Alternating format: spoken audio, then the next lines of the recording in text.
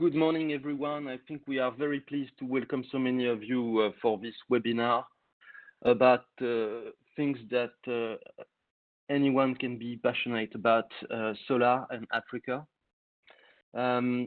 We have a fantastic opportunity this morning because we thought that in the framework of the cycle of conferences and webinars that we organize very often with WeBridge, Bird and Bird has decided to cover this morning and use a large part of this webinar to discuss about a report that has been very insightful about the development of solar power in Africa, prepared by Antoine, who will come to in a minute, and published by Institut Montaigne, which is a leading think tank. This report was initially prepared in French and then translated into English earlier this year. And this webinar is the opportunity to discuss about the ways that solar power can be unlocked on the continent. This webinar follows a series of webinars we had, for instance, back in January, an event, a physical event this time, which was about renewables for mining in Africa. And we'll have on the 2nd of July an event about Africa hydropower. So today we are discussing about opportunities in the solar sector in Africa. As I said, we organize this with WeBridge, which is focusing on energy and infrastructure. And we have the pleasure to welcome with us today a number of panelists, in particular Dana Gampel, who is corporate specialist on strategy at Eskom. You can see Dana on her video. And you can also upload, but we will not be able to listen to you. We also have Antoine Huard, who is the managing director from Generale du Solaire and who is one of the authors of the report I mentioned earlier from Institut Montaigne. And we have Ousmane Diawala, who is a senior counsel at EY, specializing on project finance in Africa and in particular in the energy and infrastructure sectors. I think that it's fair also to indicate that we do not have Olivia Eshking from WeBridge, who is a leading investment advisor, speaking today, but she will help us with the Q&As at the end, and she will target the questions to the attendees once we have the opportunity to have an exchange with the persons present this morning. First of all, before handing over to the panelists, I would like to cover a few elements in terms of facts and figures about Africa and solar. First of all, I think that one number needs to be in all minds. 658 million of African inhabitants have no access at all to electricity. That was a figure estimated last year. This covers approximately 70% of the population in sub-Saharan Africa, mostly in rural areas, and the average of people without access to electricity on the continent is 56%, which is probably a worldwide record. As we know, electricity is absolutely key for any kind of economic, but more importantly, social development. And it's important also to have some other figures in mind, like 90% of African sub-Saharan schools have no access to electricity, which you can imagine is something that impacts heavily the capacity to educate the population. The same applies to hospitals and the ability to deliver proper care. But this has also a large impact on economic aspects. It is estimated by the World Bank that 4% of African firms' net losses are caused by deficiencies in electricity, shortage, cuts, etc. In parallel, it is also observed that the African GDP growth was really limited because of the electricity shortage. In particular, it went from 7% in 2010 to 3.07% in 2019. So the fight to electrify Africa is a must, and it's also a fight to eradicate poverty, but also to enable the people to have access, to develop themselves, to educate, but also to have care. In terms of gigawatts, what is needed is probably the equivalent of 700,000 gigawatts. But what is striking about Africa is that the demographic growth, is increasing much more significantly than the rate of electrification, which is another striking fact about Africa, is that even if we make efforts, and there are many initiatives, so many initiatives about electrification that it's difficult to count them. But at the end, there is a negative evolution of the ratio between electrification and population. To accentuate this trait, the electricity demand is expected to considerably grow and continue to grow.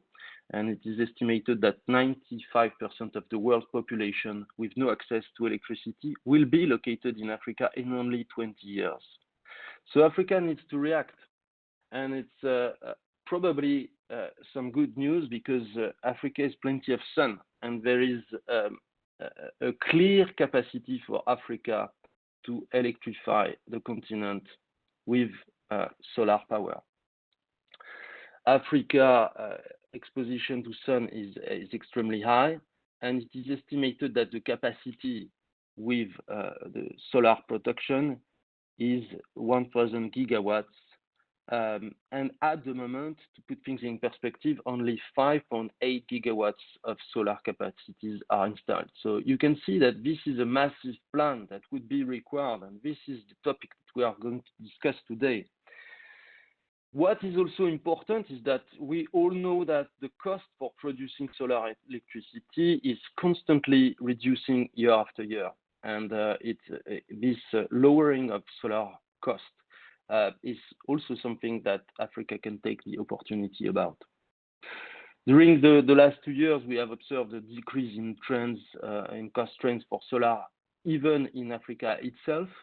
And the average installation cost of solar power in Africa has declined from $4.1 per watt to $1.4 in 2019. So the installation costs are reducing. There are some installations that are made in Africa. The potential is extremely important on the continent, as we all know.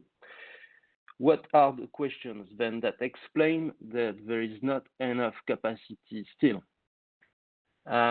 We, as I said, have some questions about the number of programs, the numbers of financing, the numbers of funds that are available.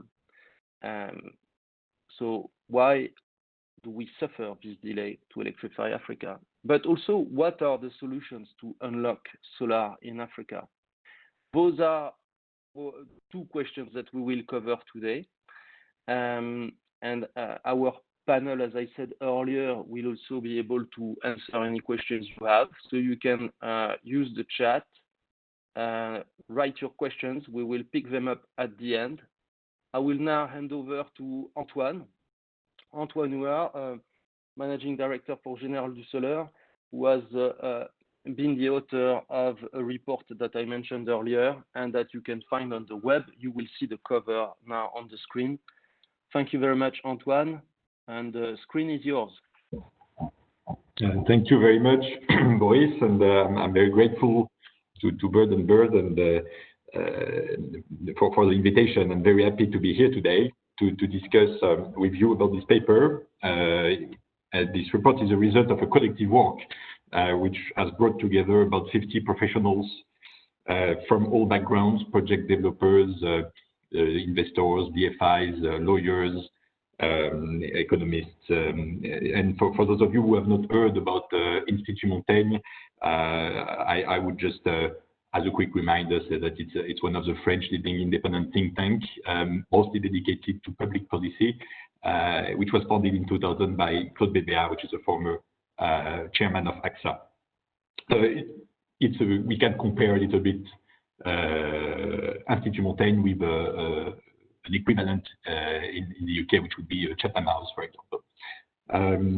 So the next slide, basically the topic of solar power in Africa is actually so broad that we had to narrow it down actually in this report to a specific focus. And the choice was made to focus on mid-scale IPP projects in sub-Saharan Africa. And the reason why we did that choice is that the purpose of this report was to understand the paradox of solar energy in Africa. Solar seems to have been invented for Africa. It is a decentralized source of power. It is easy to deploy. It has an ability to operate off-grid. And yet, as Boris just explained, there are just almost no projects that got built. And we can see here a list of the mid-scale PV solar farms of more than 5 megawatts that got built in sub-Saharan Africa. It might not be entirely up to date because some new projects have been commissioned since this report was published, but the big picture remains. Despite all the huge efforts, multiple programs, billions of dollars committed in all the climate funds and development aid funds, probably less than 20 mid-scale PV solar farms are currently in operation in the world sub-Saharan region. So clearly something is not working as well as it should. Boris mentioned a capacity of 5.8 gigawatts. Actually, most of these projects were done in northern African countries like Morocco or Egypt or in South Africa. And this is on a total of about 200 gigawatts of installed capacity of all sources of electricity. And although those countries have demonstrated ability to deliver solar farms, and I think one of our panelists, Dana, will say a word about it, about the successes of the South African program. But the 700 million people who do not have access to electricity are located in sub-Saharan Africa. And this is the reason why, if we go on the next slide, we show that we focus on that particular geography in the report. And of course, in sub-Saharan Africa, some solar capacity has been installed. Solar home systems are deploying very fast in some countries, and there seems to have a viable business model. And on the other end of the spectrum, we have the very large multi-billions projects, like the very large hydro plants or even very large thermal plants. But in between those two sides of the spectrum, there lies the gap that we consistently fail to address. This is the mid-scale power plants, mid-scale solar power plant, and in our report we consider this intermediate range to be between 5 and 50 megawatts. So why do we do that choice? It's because it is large enough to meet the daytime need of a mid-sized city, and this is actually where the real needs are in Africa. In most capital cities, you can find access to electricity, but the mid-sized cities are facing more issues. And this segment is small enough to be able to fit into the existing grids. Would be difficult to do 200 megawatt solar farms given the state of the grid infrastructure in most African countries. So this is the reason why, and we can see that on the right side of the slide. Maybe you can go back to this is the reason why we focus on mid-scale on-grid projects, and that is an important aspect of the report to know that there is this focus for the rest of the paper. So of course, there are also a very important segment, which is the mini-grids. But those are completely different issues and completely different business models, and that would deserve a report on its own. So the choice was made to focus on mid-scale PV project, and we will probably do another report on mini-grids.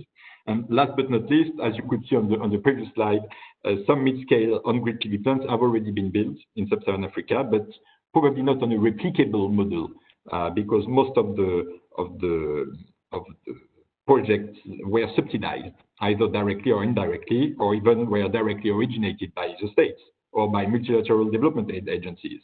So it cannot be expected that these sort of projects are going to be able to address all the needs, which we estimate at around 100 gigawatts of solar plants in sub-Saharan Africa. So the private sector will be needed to get there. This is the reason why we focus on independent power producer, IPP model for those projects. So on this slide, actually, when people talk about the hurdles comparing the solar development in Africa, often they talk about the lack of grid capacity or the need for grid reinforcement, and that's very true. But it's certainly not a sufficient reason to explain why almost no project gets built. In the report, we argue that this deployment of mid-scale solar PV projects led by the private sector is facing the lack of one absolute prerequisite condition and three main hurdles. I will start with the prerequisite condition here, which is, of course, as most of you know, adopting the right policy framework and adopting what I would call an IPP-friendly policy framework. So what we see on this map is an evaluation by the World Bank of the policy frameworks in place in all countries worldwide as to whether they are suitable for renewable energy or development or not. And this map is almost the same as the map showing the lack of electricity access, and it's certainly not a coincidence. So we do not have time to go into details of the regulatory framework instruments that need to be in place, but and one of my fellow panelists, Ousmane Diawala, will say some words later about that anyway. But I would still suggest a quick focus on one of the most important ones, which is the instrument we use to allocate a price and a revenue scheme to a given project. And this topic is widely known as the debate between the feed-in tariff and the auctions. And on this slide, you can see that more and more countries are using auctions. The number of countries using feed-in tariffs is reaching a sort of cap, whereas the number of countries using auctions is increasing constantly, probably driven by the appealing prices that some auctions in some countries have revealed. And on the next slide, you can see that it is, of course, true that auctions are very useful in order to drive prices down, and there are no questions about that. However, whether it can be used with equal efficiency and equally good results in any market and for any project size is the real question, I think. And assuming a country decides to implement an auction mechanism, the other important question is the design of this auction. How you design the auction process is extremely important to ensure it is successful. For example, let's take a very simple example, is if the Ministry of Energy decides to do an auction, is he going to select the site himself for PV implementation and conduct some studies and then let the investors bid for those projects already developed? Or, on the contrary, is he going to ask any project developer to submit their existing projects or even develop new projects on their own? In the first case, it seems attractive for investors. The public sector is bearing the risk of the development phase and the private players just come to invest. But the risk is to destroy value of existing projects in the same area and to discourage other developers to do similar initiatives. Discourage the developers who had even taken the initiative to originate new projects before. So you see, it's not an easy question to answer. On the next slide, this brings us to the three main factors that the report has identified as the main hurdles comparing the development of mid-scale projects in sub-Saharan Africa. The first one is the financing of small capex-intensive projects. The second one is the subsidies that create some market disruption, and the third one is about the tender mechanism, as I just mentioned. Of course, those three reasons are not the only one to explain difficulties that we observe in Africa for solar power plants, and many other factors could be suggested, like economic difficulties, political difficulties, corruption, whatever. But those three factors are both the most important and the less known obstacles, and they have one thing in common, that providing that they are being correctly identified, they can be addressed easily if we want to. So I start with the financing on this slide because it is the easiest and the most well-known part. And here's the message. The message really is certainly not to say that there is a lack of financing available, because actually there is plenty of capital out there with money to invest in energy in Africa, and especially in green energy. So the issue is, I would argue, is the inadequacy between what the investors are looking for and what kind of project they can find and the type of project that is actually needed in Africa. So most investors, as you probably all know, are looking for large projects, about 50 million euros of ticket size. And the problem is that there is probably no use of a 100 megawatt solar size in any African country, like Togo or Guinea. It's much above the capacity of the grid and probably much above the actual need of electricity today. So the need is to do mid-scale projects in several places in the country, and it's almost impossible, unfortunately, to finance a small or mid-scale project between 5 and 20 or 5 or 30 megawatts with existing investment financing instruments.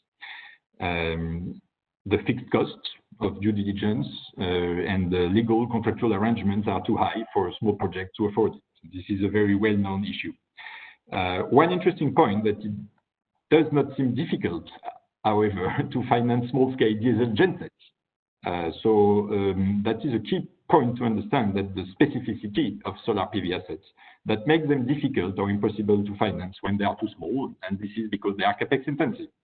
If you look at this table, you can see that 90% of the lifetime cost of the solar PV plants is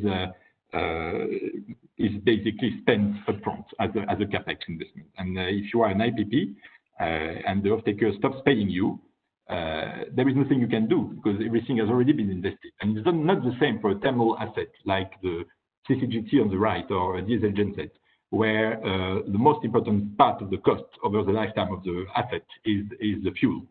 So this is why solid risk mitigation instruments are required to make solar project bankable. And just like financing instruments, those risk mitigation instruments are often not accessible to small projects. And even though some progress has been made on the past few years, and I would certainly not deny it, like there are instruments like RLSF, ATI, which have been designed to bridge this gap, but still there is some progress ahead of us. It remains, so we can go to the next slide. So it remains more difficult to finance a 10 megawatt solar project than a 100 megawatt fuel power plant. And as long as it will be the case, the issues of access to electricity and greenhouse gas emissions will both remain in Africa. So the report came up with those 3 recommendations to promote planning efforts and adapt the regulatory frameworks, as was already mentioned, to facilitate the access to finance. And one key solution would be the aggregation of several projects with standardized documentation to reduce the cost, of course, of the due diligence. Some very promising initiatives have developed there, like the Terawatt Initiative, the Solar Risk Mitigation Initiative, or the Lomé Initiative, which Ousmane will elaborate later on. And the third recommendation is to reduce the cost of finance. And here the idea is to, I would say, reduce the price. If you reduce the cost of financing, you reduce the price of electricity. And if you reduce the price of electricity, you increase the ability to pay at off-taker side. And that increases eventually the bankability of the project. So that creates basically a positive dynamic. And it's worth the effort, really, of directing the development money into these credit enhancement facilities rather than subsidies in the forms of grants. So this is a good transition to our second hurdle, and the fact that subsidies create market disruption, which is the last thing, really, that the African market needs. So here is the first example. That is the prize that was obtained in the Zambian scaling solar project, and on the top left of this slide, and on another scaling solar project in Senegal, just on the right. Scaling solar program, as most of you know, is a program developed by IFC. So it's a branch of the World Bank. The price in Zambia was 5.45 euro cents per kilowatt hour.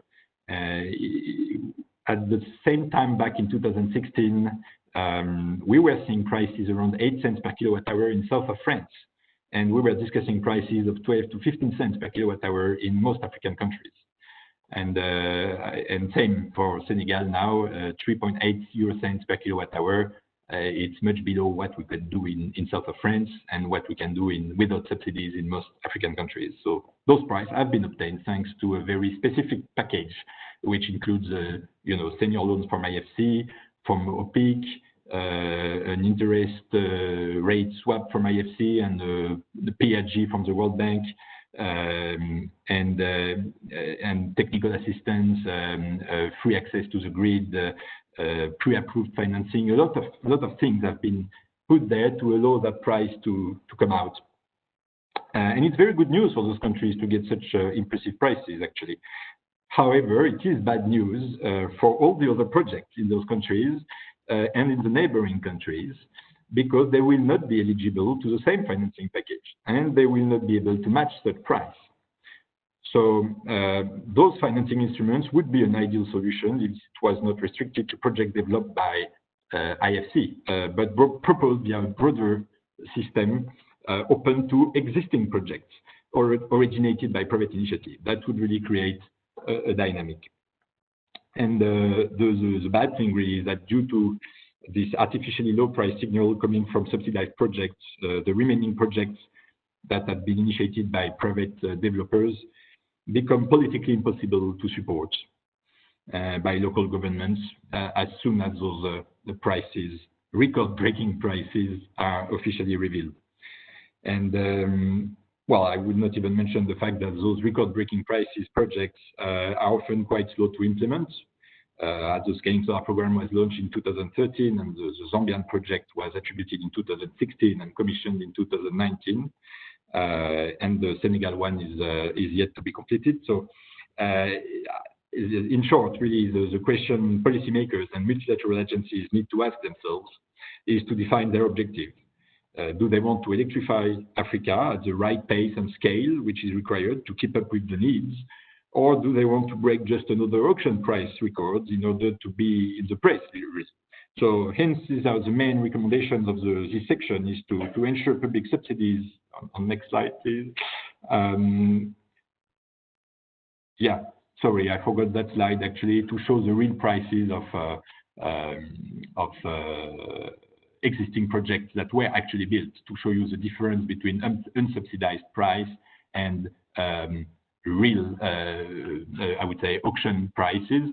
And those unsubsidized prices seems expensive compared to the prices revealed by the Scaling Solar program, but still are much more competitive than what currently existing generation is about. So the thermal generation in most of those countries, the generation cost is above 20 cents per kilowatt hour.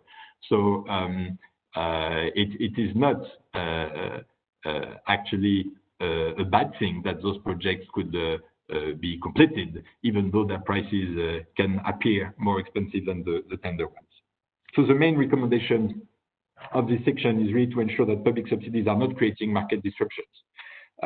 So we have to refrain from offering those public subsidies under the form of grants, or at least to use those public funds to develop financing instruments that should be made available to all relevant projects that make sense for a country.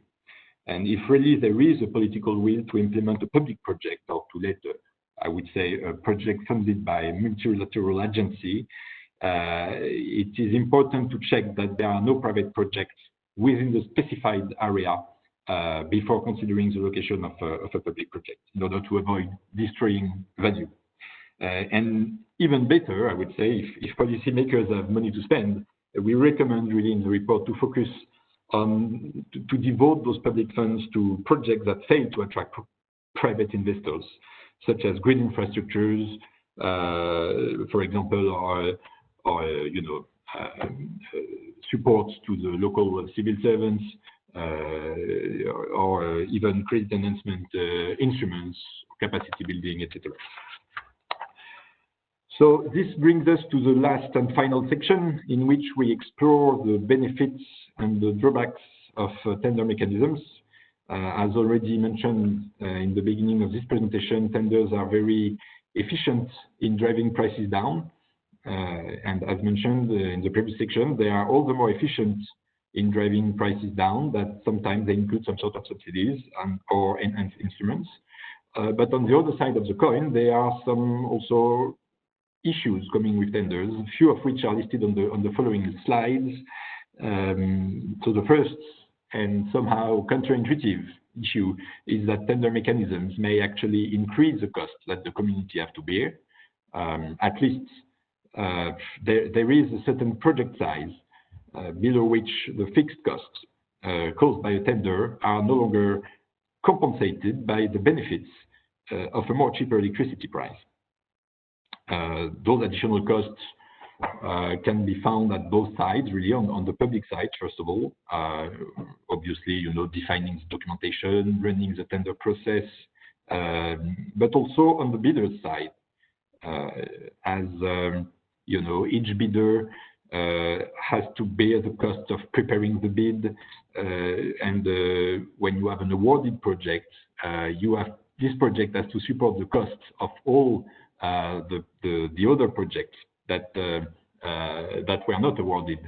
So it has to be reflected in the price one way or another.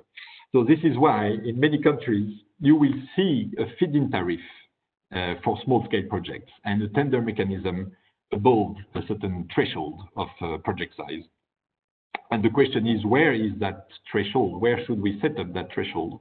And we would argue in this report that the threshold is likely to be to have different levels depending on the country. And we would argue that in Africa, the threshold is probably much higher than for example, in a European country like France. And a second issue that we have identified is the asymmetry of information. Once again, it's counterintuitive because in theory, tenders are supposed to reveal the real price by avoiding asymmetry of information between candidates. And it does, that's for sure. But we are talking here about the asymmetry of information between the candidates and the authorities and the Ministry of Energy or the tender authorities. This asymmetry of information is a reality. Public authorities can find it difficult to separate, for example, a reliable offer from a non-reliable offer. Like most of you have probably seen that in some tenders, if you have already participated to tenders, that you have sometimes an offer which is absolutely not reliable, that maybe because its price is too low, you can guess that it will not get built. Well, in order to evaluate that feasibility of an offer, you need to bridge that asymmetry of information. And in countries where there is not necessarily a huge experience in solar assets, it might be difficult for civil servants to get that information and to be able to evaluate offers. So of course they can hire advisors, but again, I mean, like everywhere else, the reliability of advice is never certain, and not to mention those additional costs in that process. A third issue is that tenders can encourage speculative strategies.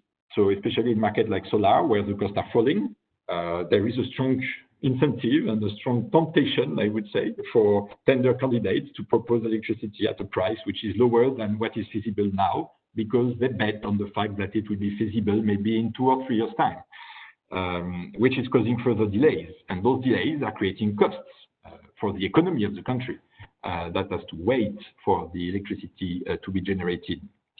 And I have already mentioned the fourth issues as we were discussing the artificial price signal, so I will not elaborate further on that. I would say it's the same with tenders in general.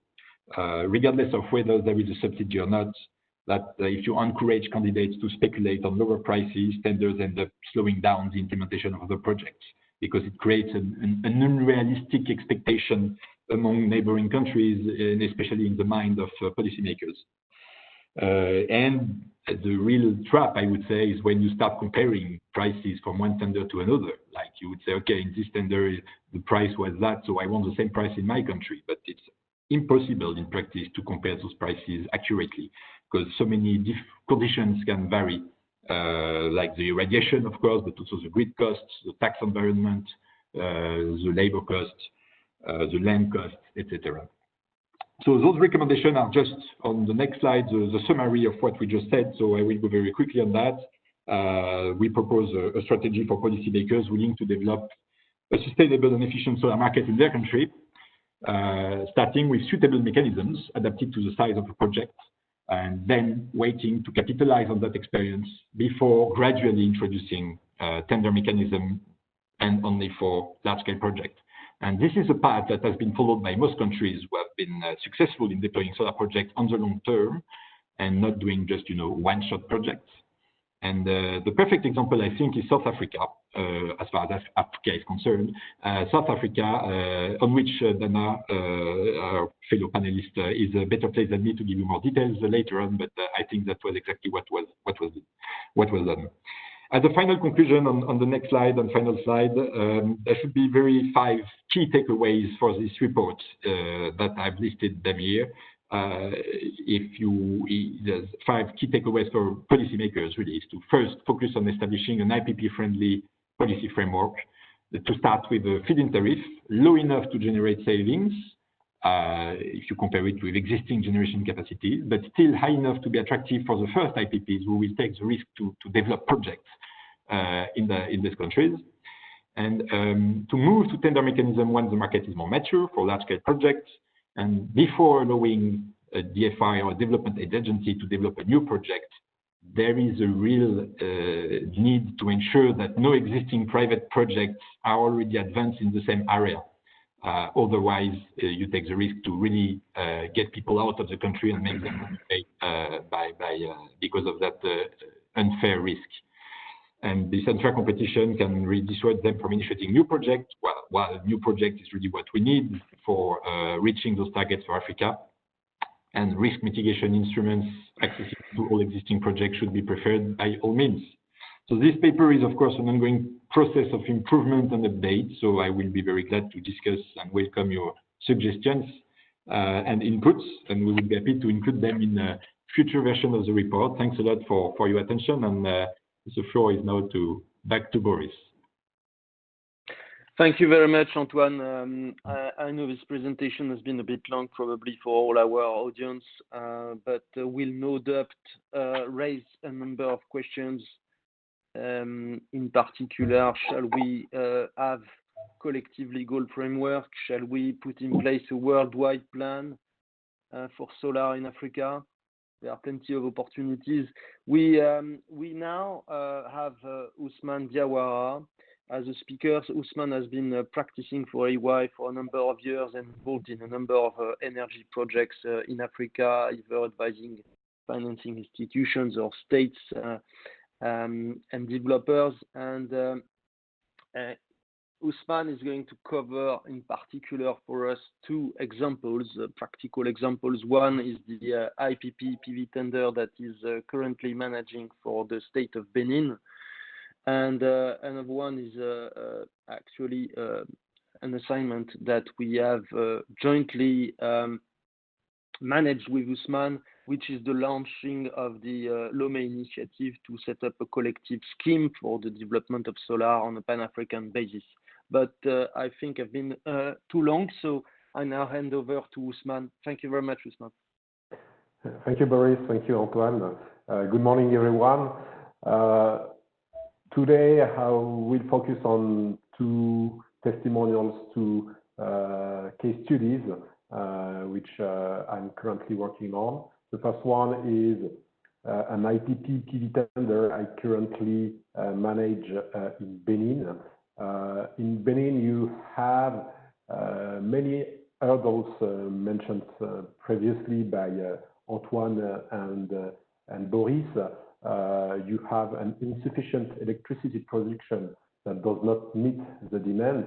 The country is really dependent on neighboring countries regarding energy production. And there is a significant part of the population with no access to electricity. There is a strong political will in Benin to increase national electricity production and to increase access to electricity all around the country to strengthen economic growth and reduce poverty and inequality. I think, as earlier mentioned by Boris, access to electricity is key on economic development, and Benin has a strong will to develop this energy access to allow and unlock the economic growth in the country. So the Ministry of Energy have launched a tender to award 4 PV plants for a total of 50 megawatts in 2 lots, one lot of 20 megawatts and another lot of 30 megawatts. And the state of Benin is supported by the Millennium Challenge Corporation.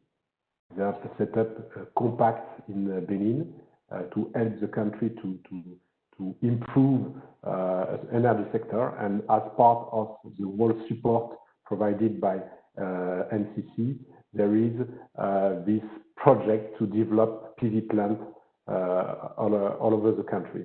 So in this slide, you can see on the right the location of the 4 sites selected to develop these PV plants. So, so in this case, site location has been decided by the government, and in fact, we have the government together with NCC have carried out many preliminary works to ease the development of the project. So they have carried out an action plan of resettlement, and they take care of the land access and the permitting. They also carried out geotechnical and hydrologic studies on solar sites to allow bidders and developers to proper design their PV plants. And there was also a specific attention made to the connection to the grid and to the ability of the grid to accept this new electricity production in the system. So we have worked hard on three main topics, and 3 main topics which cause delays on this kind of project: land access, technical requirements, and also design. So the current status of the tender is on the screen. We have pre-qualified 21 bidders last December. In the same time, the full RFP was launched. During February, just before COVID, we organized site visits with all the bidders interested in the project. And we received 8 bids on the 14th of May, so about 1 month and a half ago. Technical evaluation is ongoing, and to be honest, it has just been closed yesterday evening. So the financial bid opening will be done by the end of the week, next Friday. So as you can see, we are doing our best to carry out to keep the pace and have a process which is fast enough to allow a fast development of this 4 PV plants.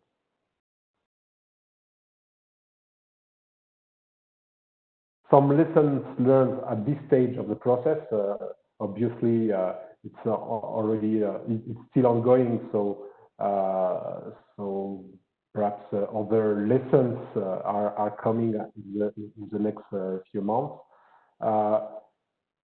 It's the first time in Benin that they carry out such a project, and it's the first time they use PP law in the country, PPP law in the country.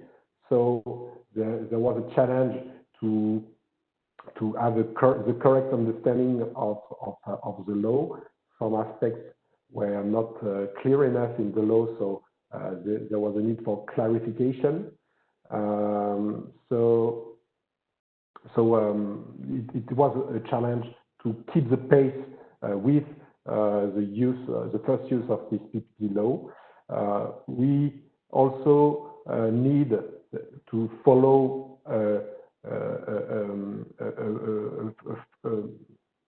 a complex approval process between many administrations. So it's always a challenge to get these approvals on a timely manner within the different administrations.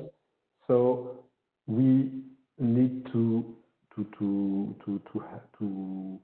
make some pedagogy with all stakeholders, and we need to involve all stakeholders so they have a common understanding of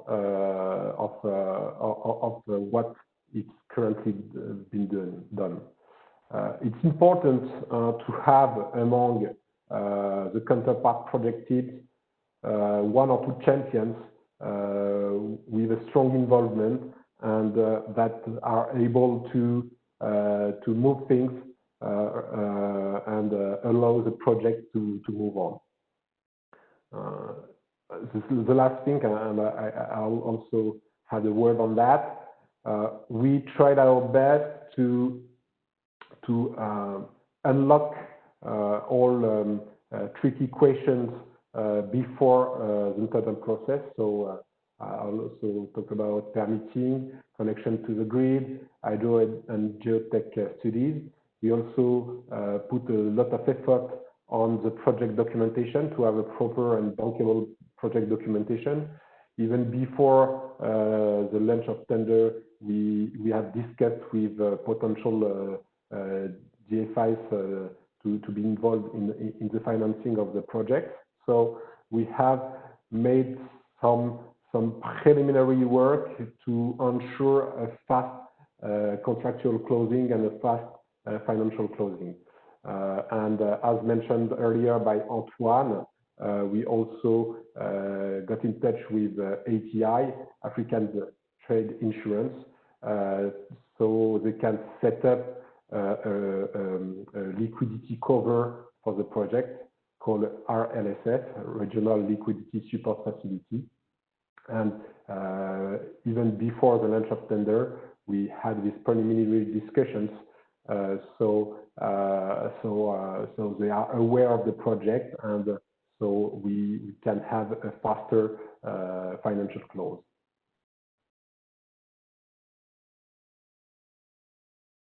The second project I will speak about is the Lomé initiative. And as said in the subtitle, the main goal of this initiative is to unleash the solar potential in Benin, Burkina Faso, Gabon, Mali, Niger, and Togo. I will not say too many words because Boris has already said a lot on the situation of these countries. We are convinced that solar energy is key to the development of access to electricity in these countries and to unleash the economic development of these countries. Unfortunately, as mentioned by Antoine, there are too few projects reaching financial close in this country, and these 6 pilot countries are aware of this situation, and they are looking for solutions to accelerate the pace of the development of these projects and to unlock this solar potential, de-risking the project and accelerating solar project deployment. So the question was, is a collective framework a solution to tackle these hurdles? we were engaged by Agence Française de Développement to identify the bottlenecks to the development of solar projects in these countries and analyze the relevance of a collective framework to overpass these bottlenecks. In addition to the relevance of the collective framework, we had to make an analysis of the feasibility and the constraints linked to the setup of such a collective framework. We carried out a lot of working sessions with the pilot countries, and we also made a side meeting event during the last annual assembly of International Solar Alliance, and we presented the results and our report in May 2020. The report came with a roadmap for the next steps and means to pursue the initiative and implement the collective framework. The main recommendation on this report is to have a two-stage approach. First stage with the establishment of a non-binding framework based on good practices, and in parallel develop a collective framework and standard documentation, for instance, and then progressively come to a binding framework based on the harmonization of the national regulatory frameworks and the possible adoption of an international treaty, and depending on the feedback of countries during this first stage of non-binding framework. Thank you very much, Ousmane. I think we'll come back to this in the Q&A because there are elements in terms of measures to be taken, actions to implement that can be useful as lessons learned. I now hand over to Dana. Dana Gampel from Eskom will explain to us how we can benefit from the past experience in South Africa. There are probably 2 or 3 markets on the African continent who have registered very successful development of solar power. Morocco, Egypt more recently, and the first one was probably South Africa, which has developed a strong capacity. So there are clearly some lessons to learn from the South African experience, and Dana will cover this for us today, and then we can go for the Q&As all together. Thank you very much, Dana. First of all, just to acknowledge and to thank Bird and Weebridge for the opportunity.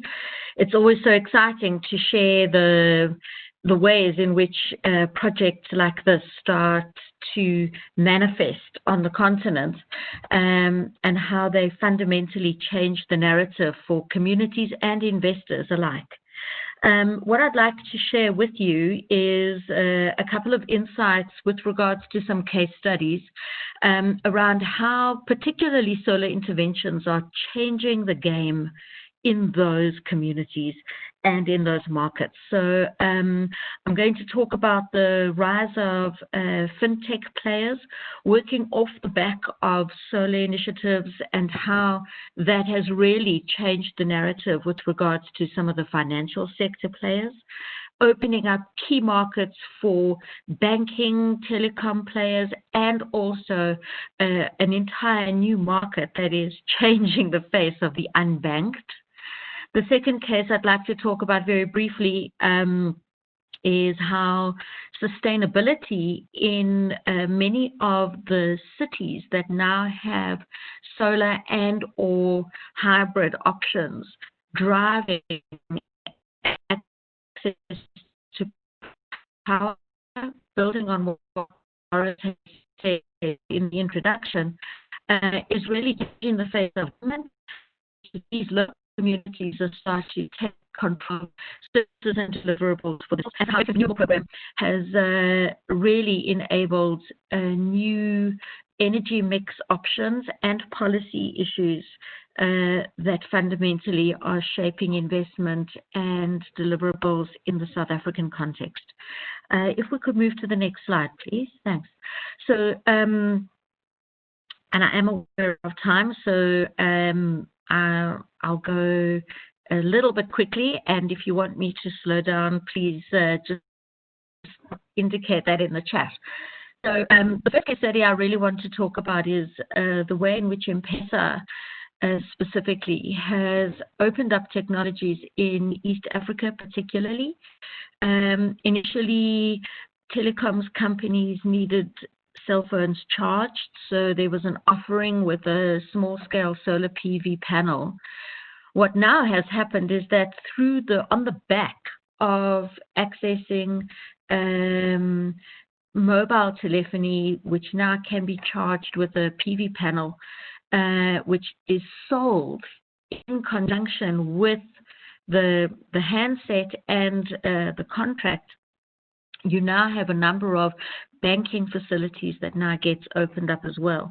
And through the use of QR codes and new types of online banking facilities, you start having an entirely new market opening up. So the bundled offering is now a total offering that further unlocks a wide variety of other services that previously were not open. And the way in which M-Pesa has now started opening up other banking services and offerings has really been quite substantial in terms of the way in which East Africa has leapfrogged, not only in terms of the financial market, but also fundamentally in terms of the tech market. And for other types of logistics services and other players that now can bring products and services to this market via this particular platform. So although I'm convinced it was not the intention, although the intention was not necessarily to open up a platform for all of these other types of products and services, that has in fact happened. And I would argue that that's very typical of the way in which the creativity on the project is happening going forward. You can now start seeing the way in which these types of projects start opening up opportunities for other types of players to now start working in conjunction and opening up markets intentionally and unintentionally, specifically for a market that previously was considered unobtainable. Could we move to the next slide, please? The next case study that I'd like to speak to are those particular case studies where green buildings and associated sustainable solutions like solar panels, battery backup, smart grid, and also smart metering together are really changing the face of initially megacities, but also not only to that kind of scale. I'd like to kind of talk to this particular image, which is a picture of what Addis Ababa looks like at night. But similarly, projects in Rwanda, in Lagos, even in some smaller areas, like, for example, far north in Djibouti, you're starting to see these isolated areas that are becoming smart cities. And interestingly, with all of them, which was triggered by the Green Building Initiative, and probably unintentionally so, you're starting to have those communities starting to display a much greater independence from other government-based initiatives, and the way in which these smart cities are starting to take decisions for themselves, both in terms of what is supplied with regards to products and services, but also with regards to the way in which policies now are starting to take shape within these areas. Now, we can expect this type of activity to happen in places like Africa, where there hasn't been a large-scale rollout of government intervention into these areas as a rolled out plan.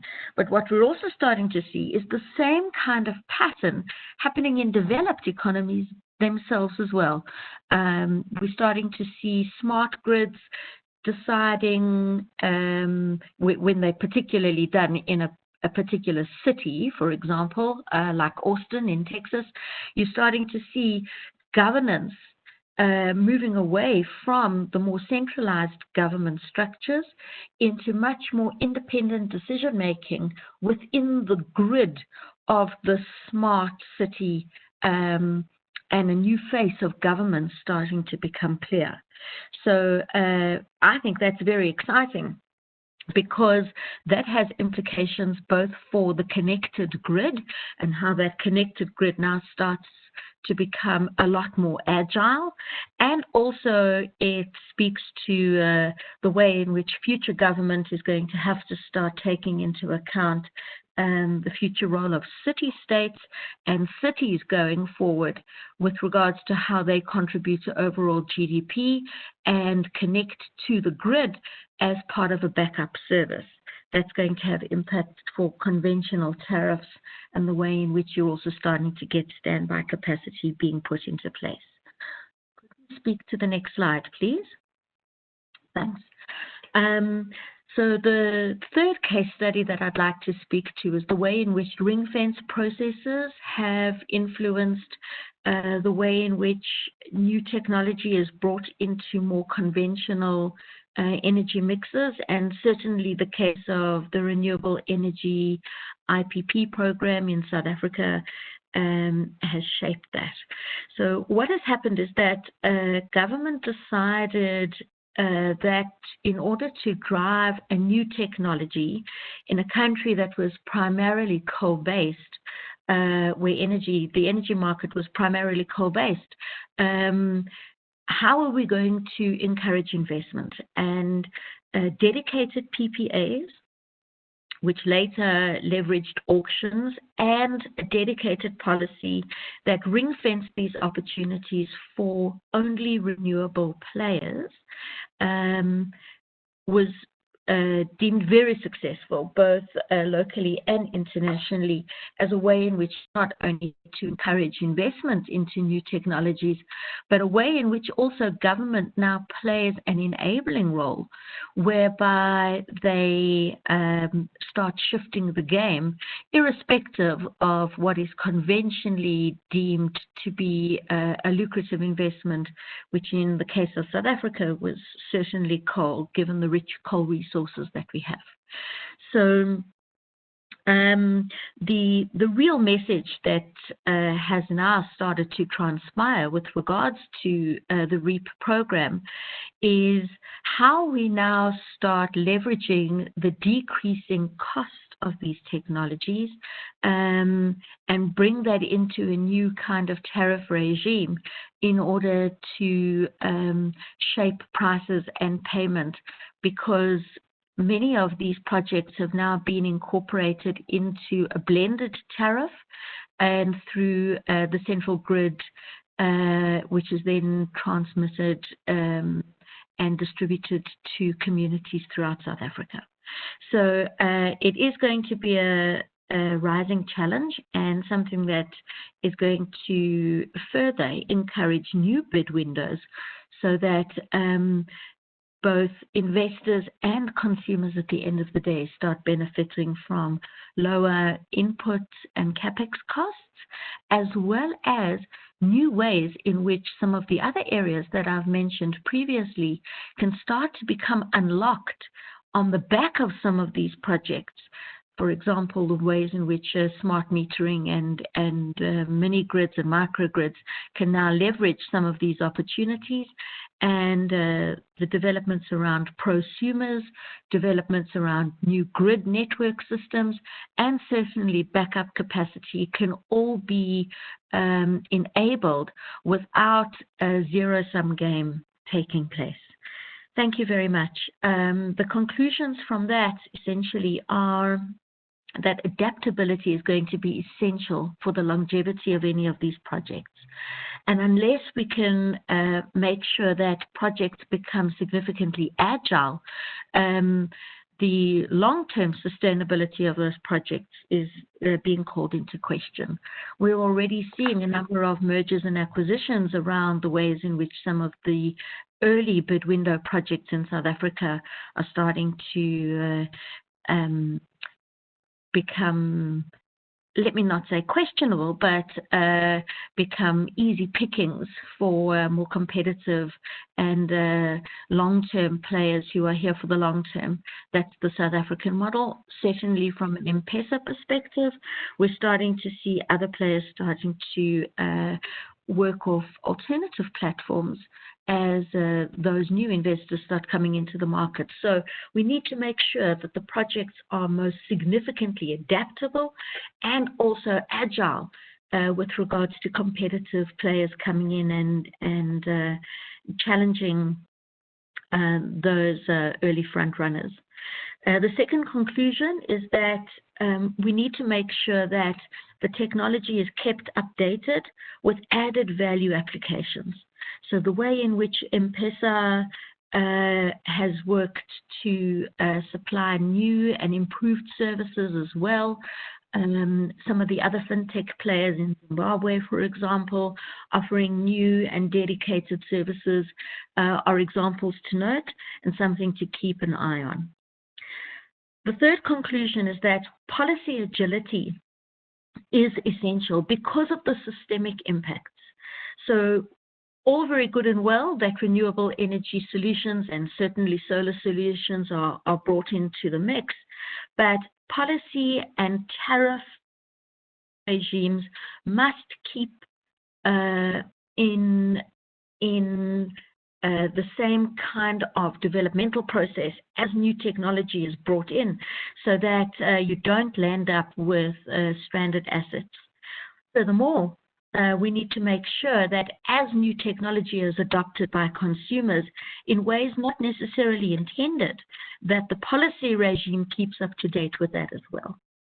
And finally, I'd like to suggest that there are new approaches to understanding what makes a market attractive, and to suggest that both investors and those who initiate these kinds of auctions really start putting a lot more creative thinking into the projects because of the ways in which they are taken up and adapted very creatively to meet the new market's requirements, and ways in which African players particularly start using these technologies for win-win solutions and not just for the benefit of the investors at large.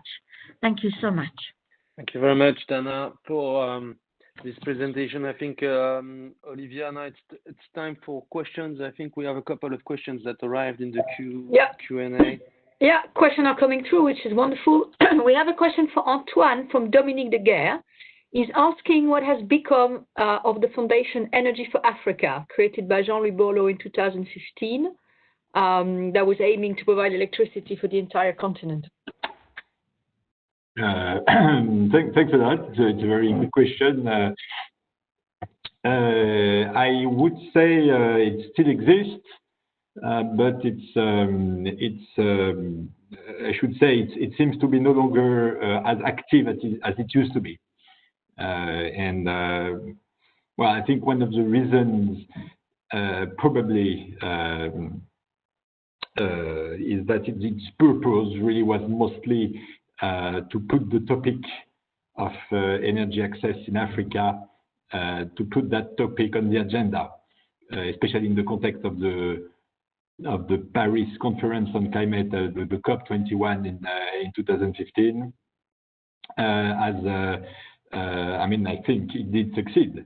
I mean, I don't know if it's true for other countries, but as far as France is concerned, I have to say that back in 2015, very few people were talking about the issue of energy access in Africa. And this foundation was actually the first real public, I mean, the first move that was really, that made this topic accessible to the whole public, not just to a few cycle of specialists and experts. And I think it was very important to do that.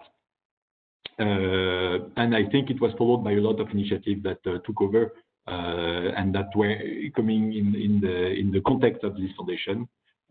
So it has made it has played its role, but I don't think it's still very active given the other commitments that Jean-Louis Borloo and Olga Johnson have on.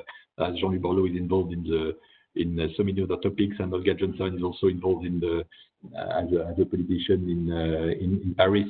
So I think that also explains why it is a little bit less active than it used to be.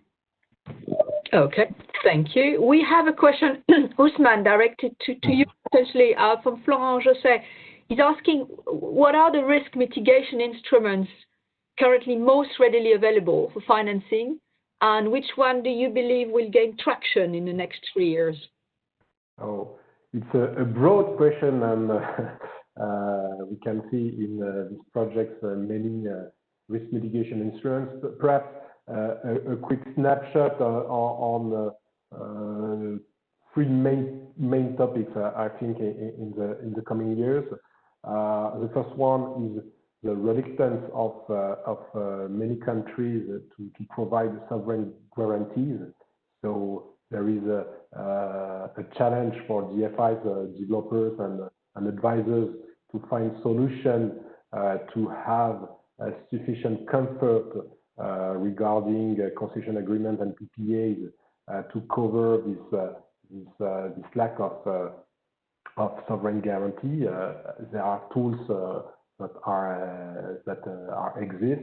For instance, put call option agreement or other solutions to be set up in the concession agreements.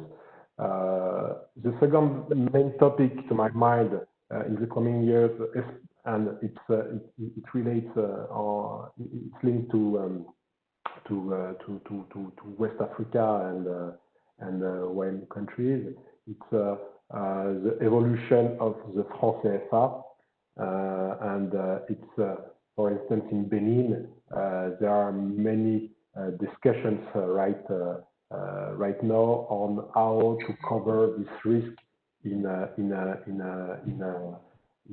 currency, and I think it's another hot topic in the coming years.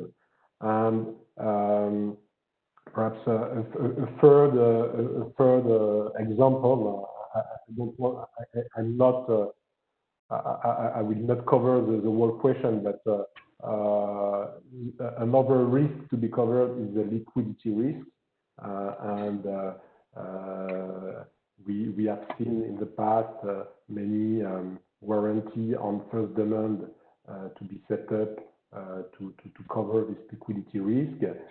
As said during the webinar, there is now an alternative solution provided by ATI, African Trade Insurance, called Regional Liquidity Support Facility. And this instrument can be a new option for IPPs to cover this liquidity risk. It's a brand new instrument. I think it's in place in only one project at the moment, and we hope that in Benin it will be the second opportunity for this instrument to be put in place. And we personally, I hope that ATI and all insurance and guarantees provided by these institutions will grow in the coming year. Wonderful, thank you. Dana, we have two questions coming your way. One more specifically on South Africa from Ben Agiman is asking how has the political landscape changed to ensure that renewable energy and solar gain traction in South Africa? And then we have a very topical question on COVID, of course, and more generally on various countries' experience. How have COVID-related policies been implemented, and how is that, you think, going to impact renewable energy?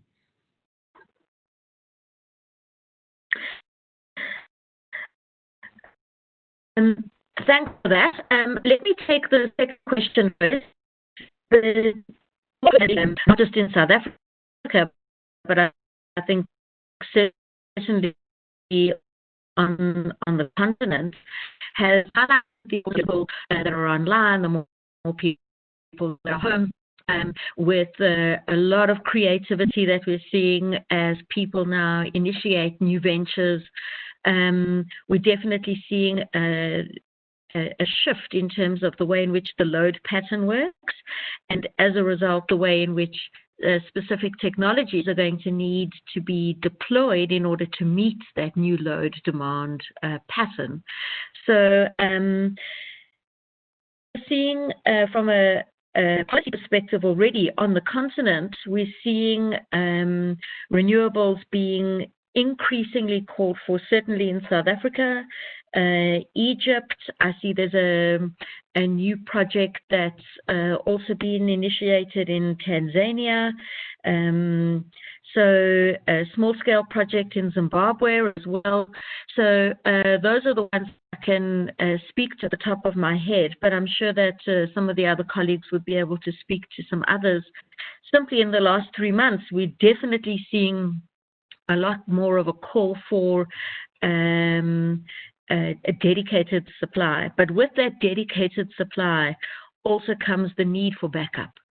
And the expectation from a trending perspective is that we are likely to see a lot more work happening with regards to the way in which batteries and other hybrid options now get deployed with renewables on a small scale, not on a medium scale, on a small scale, relatively speaking, so that you have mitigated risk and at the same time dedicated supply. With regards to the story around the political environment changing, certainly there's been a large demand for renewables coming through in the last few years, with a lot more private players starting to look at own supply, which is an interesting trend, and that has very significant policy shift implications with regard to rules of the game and the way in which the market then gets structured.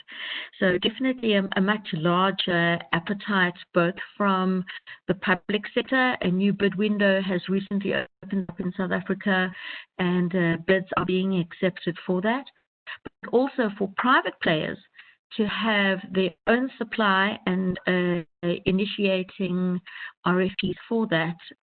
That's a request for proposal.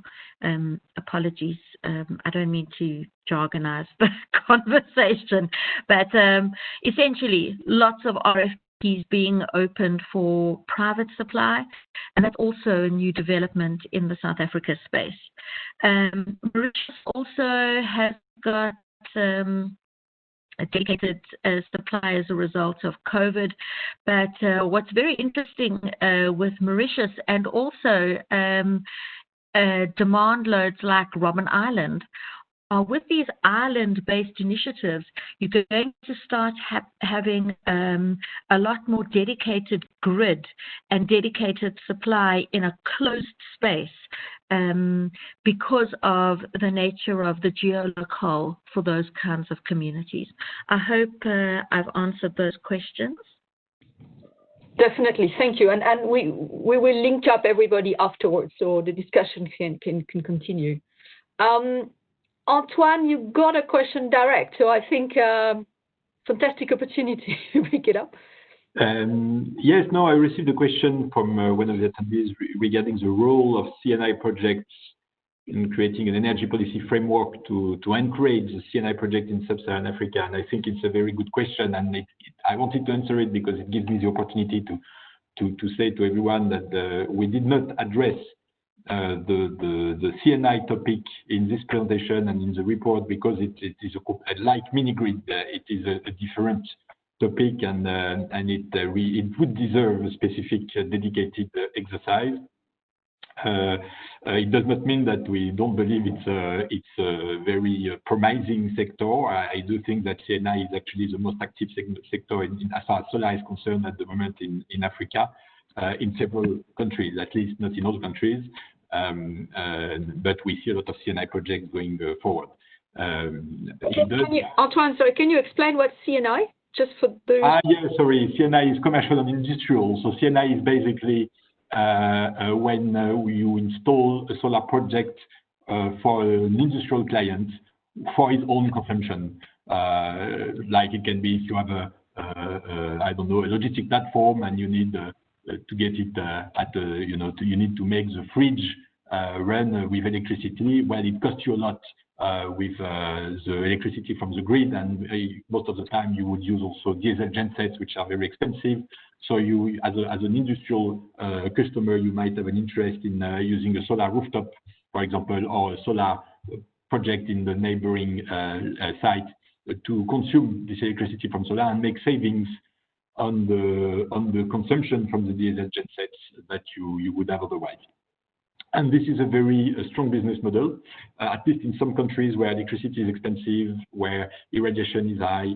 That makes a lot of sense. It does have challenges because in some countries, the regulatory framework is not in place to encourage CNI projects. It might, for example, be forbidden to sell electricity to a private customer because there is a monopoly for the national utility, as is the case, for example, in Senegal. And in that situation, there is still a way to do and develop CNI projects, which is to use, we don't sign PPAs with the client. We enter into leasing contracts to lease the power plant to the client if the client is not willing to invest in its own power plant. So a third party, like a solar company, can come and invest in a solar plant and lease it to the client. So the client is just paying like he would pay his bills, his electricity bills, and that can work.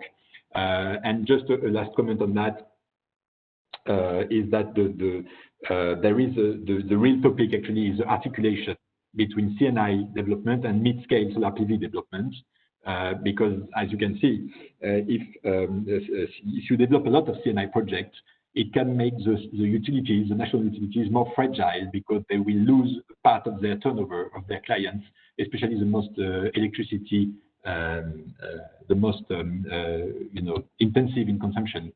And if they get more fragile, if their financial situation is getting more fragile, it will hamper the development of mid-scale solar PV projects. And the other way around, if you develop a lot of solar PV projects, mid-scale, on-grid connected, it might make CNI development less easy in the future.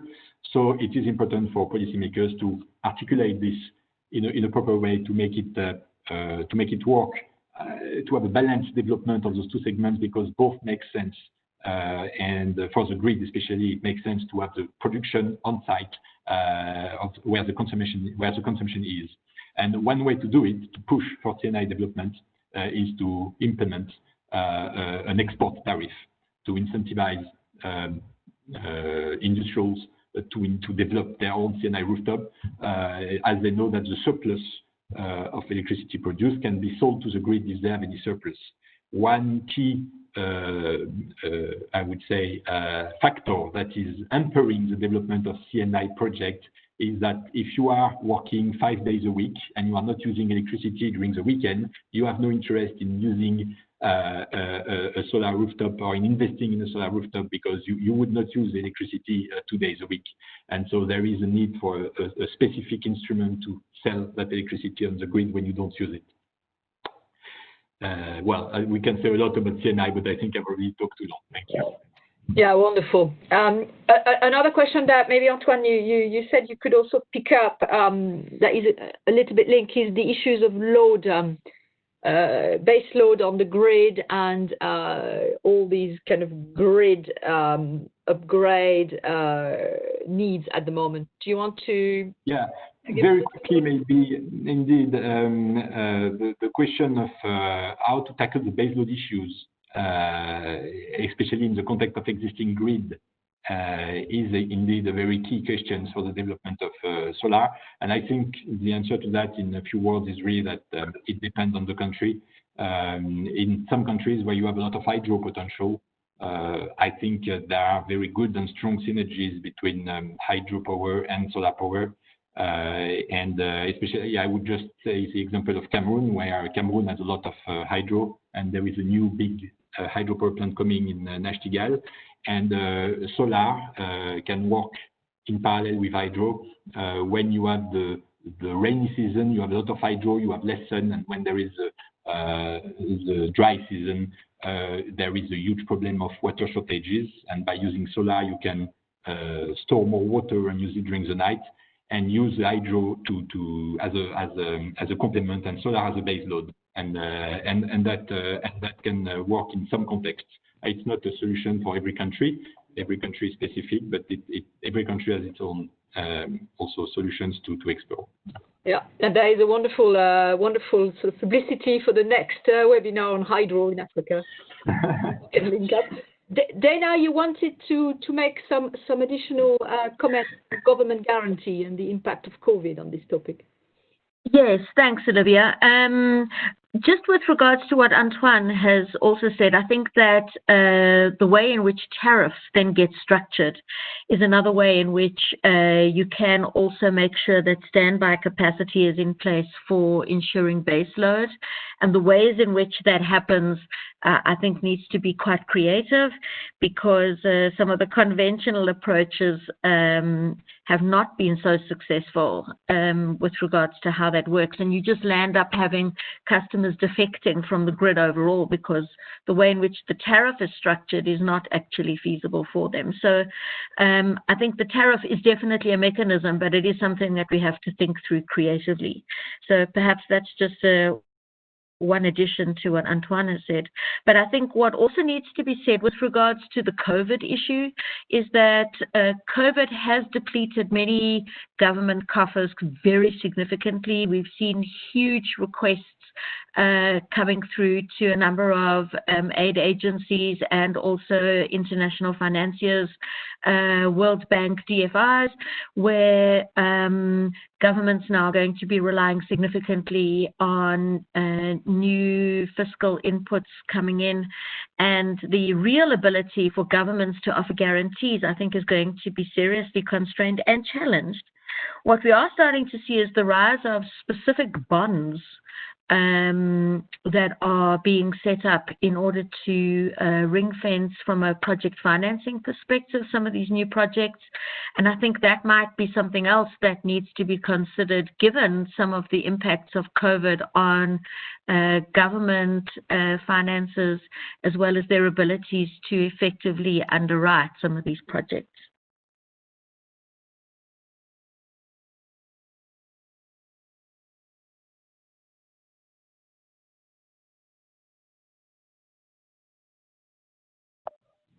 I think, Boris, you're wrapping up and taking over now? Yes, maybe just one last question that I have for the three panelists, and it's probably a difficult one, but it's probably one that we need to address, given that there are many initiatives, that all the recommendations are on the table.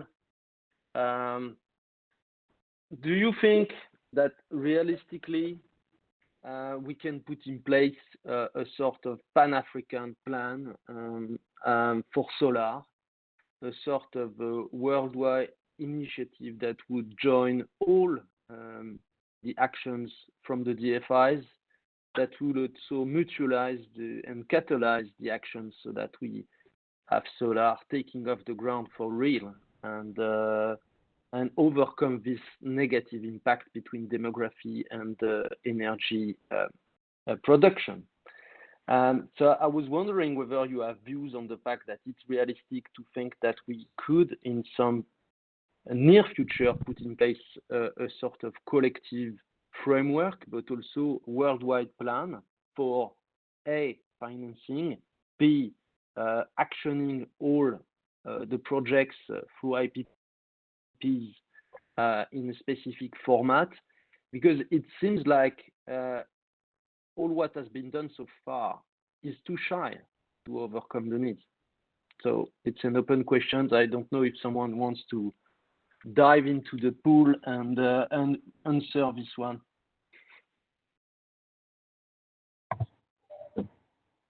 Do you want me to start, maybe? But I think it's a very difficult question. No, in short, I think we can be optimistic that there is now a common understanding among a lot of people in the investment community, in the financing community, and among the DFIs that what should be done. There is a common understanding, and now we transform that into action. But if you think back, what was discussed a couple of years ago, we were far from there. So I think a lot of progress has been made, and we need to remain optimistic because we don't have any other option anyway. I think some initiatives already exist, and maybe what is needed is just to put more traction into it. If you think of the International Solar Alliance, it's exactly that, the idea to unite and to promote solar everywhere, not only, by the way, in Africa, but really everywhere.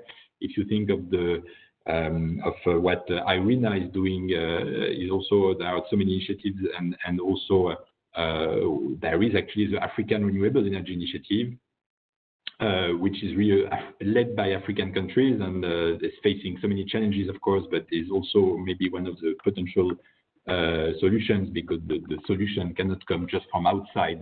I think Africa also has the capacity and the political will to develop electrification, and it can work like that. But let's just push all in the same direction, and I think all the solutions are on the table. It's just a question now of whether we want to do it fast and quick enough to address their needs. Thanks, Antoine. Any other comments before? So a few words. Yes, as said by Antoine, there are already many initiatives launched by GFIs, private parties, or governments. The problem is that for many countries, it's not very readable, and they don't know very well what is applicable to them and how to find the right information. So there an increased need for countries to rely on experts to help them to understand the dynamics already in place, and to also understand that, as said by Dana, the possible impact of COVID, because it will have a strong impact on the evolution of the demand right now, but also in the coming years. So it has to be put in the equation to bring the right decision now. Okay, thank you. Unless we have any other comments, I think it's time for us to thank everyone for their questions, and thank very much our panelists for this session today, as well as Olivia and all our technical teams at Bird and Bird, which enable us to have this webinar and the next one. The next one being on 2nd July, and which will be Africa Hydropower. Africa Sustainable Hydropower. You may register online. We will have this session, which is recorded online also, probably on the website of Institut Montaigne, and also on Bird and Bird, WeBridge website, and even on YouTube. so that anyone that has not been able to attend fully can also see this session. Thanks everyone, and we hope to see you soon again.